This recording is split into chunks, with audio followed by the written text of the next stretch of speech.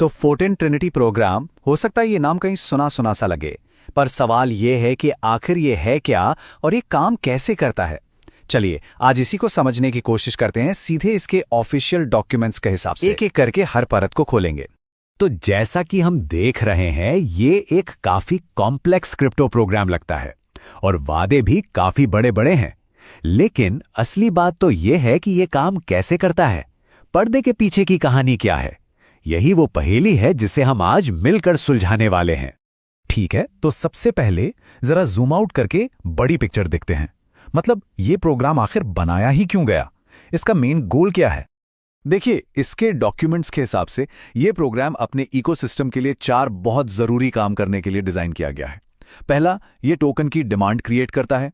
दूसरा, ये बहुत सारे टोकन्स को सर्कुलेशन से हटाकर कह सकते हैं लॉक कर देता है। इससे होता क्या है, बेचने का प्रेशर कम हो जाता है। और चौथा और सबसे जरूरी, ये टोकन के लिए एक असली यूटिलिटी बेस्ड डिमांड पैदा करता है। अच्छा, अब इसके कुछ कोर फीचर्स पर नजर डालते हैं। इसमें ना बहुत सी चीजें ऑटोमेटिक हैं, जैसे कि ऑटो अपग्रेड्स और ऑटो विड्रॉल्स। एक और इंटरेस्टिंग बात यह है कि सारे पेमेंट्स यूएसडी यानी अमेरिकी डॉलर के हिसाब से फिक्स किए गए हैं। इसका सीधा मतलब है कि क्रिप्टो मार्केट के उतार चढ़ाव का इस पर असर नहीं होता। और हां, इसमें एक पैसिव इनकम का जरिया भी है, जिसके बारे में हम आगे और डिटेल में बात करेंगे।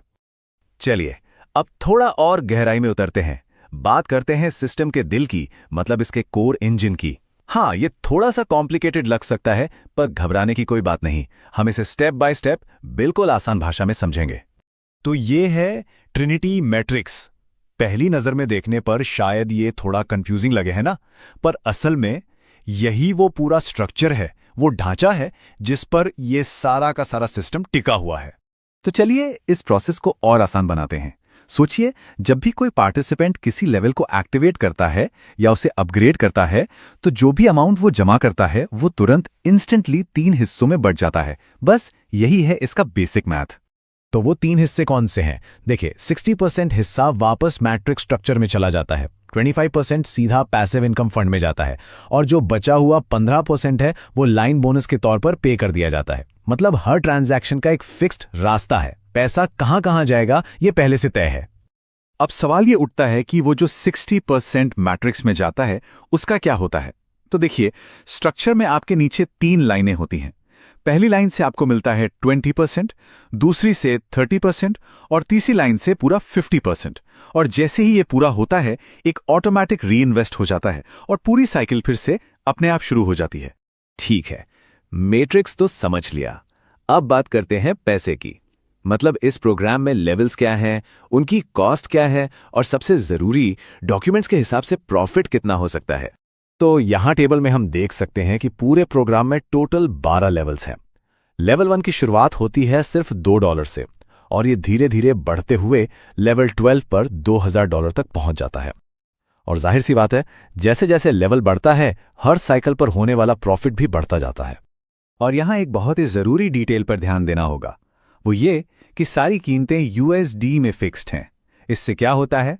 इससे यह होता है कि क्रिप्टो का बाजार चाहे कितना भी ऊपर नीचे हो, एंट्री कॉस्ट हमेशा वही रहती है। जो एफआईटी टोकन्स देने होते हैं, उनकी गिनती ट्रांजैक्शन के टाइम के रेट के हिसाब से कर ली जाती है। और अगर हम सीधे टॉप लेवल पर जाएं, यानी लेवल 12 की बात करें, तो इस टेबल के मुताबिक एक साइकिल में पोटेंशियल प्रॉफिट $35,500 तक जा सकता है। ओके, तो एक्टिव इनकम की बात हो गई। अब आते हैं उस चीज पर जिसका बहुत से लोगों को इंतजार रहता है, पैसिव इनकम। इसे इस प्रोग्राम का एक लॉन्ग टर्म फीचर माना जाता है। तो पैसिव इनकम मिलेगी कैसे? उसके लिए जो सबसे जरूरी चीज है वो है पैसिव लॉट एनएफटी।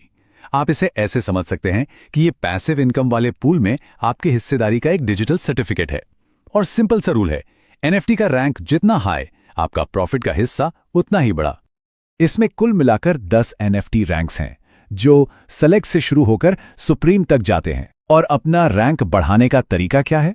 आपको न सिर्फ ऊंचे लेवल्स पर पहुंचना होगा, बल्कि अपने मैट्रिक्स को रिसाइकिल भी करना होगा। मतलब अपनी साइकिल को बार बार पूरा करना होगा। तो पैसिव इनकम तक पहुंचने की स्टेप्स क्या हैं? डॉक्यूमेंट्स में इसका रास्ता बिल्कुल साफ साफ बताया गया है। स्टेप 1, ट्रिनिटी प्रोग्राम में लेवल 8 तक पहुंचना। जैसे ही आप वहां पहुंचते हैं, आपको एक पैसिव लॉट एनएफटी ऑटोमेटिकली मिल जाती है। स्टेप 2, आपको एक्टिव पार्टिसिपेंट बने रहना है और बस इसके बाद पैसिव फंड से वीकली डिस्ट्रीब्यूशन मिलना शुरू हो जाता है। अच्छा, तो पैसिव इनकम शुरू तो हो गई, पर उसे बनाए रखने के लिए क्या करना होगा? चलिए अब इस विश्लेषण के आखिरी टेक्निकल हिस्से में चलते हैं और समझते हैं एक्टिव बने रहने के रूल्स क्या हैं। तो एक पार्टिसिपेंट एक्टिव है या इनएक्टिव, ये कैसे तय होता है? इसके नियम और नतीजे बिल्कुल साफ हैं।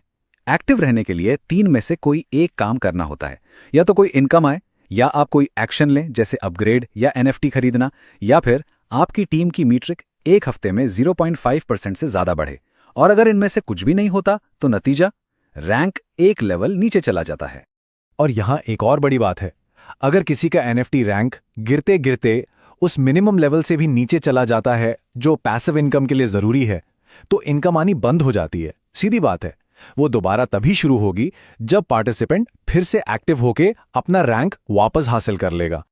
और हां, इस पूरी जानकारी को खत्म करने से पहले एक बहुत जरूरी डिस्क्लेमर जो सीधे सोर्स डॉक्यूमेंट से है वो भी देख लेते हैं। इसमें साफ साफ लिखा है कि इस प्रेजेंटेशन में बताई गई बातें फाइनल नहीं हैं और डेवलपमेंट के दौरान इनमें बदलाव हो सकता है। तो ये था फोर्टिन ट्रिनिटी प्रोग्राम का पूरा ब्लूप्रिंट, जैसा कि इसके दस्तावेजों में बताया गया है। एक ऐसा सिस्टम जिसके नियम काफी क्लियर हैं और सारे हिस्से एक दूसरे से जुड़े हुए हैं। लेकिन सबसे बड़ा सवाल तो आखिर में यही बचता है कि क्या ऐसा सिस्टम लंबे समय तक सस्टेन कर सकता है? इसकी लॉन्ग टर्म सफलता आखिर किस चीज पर टिकी होगी?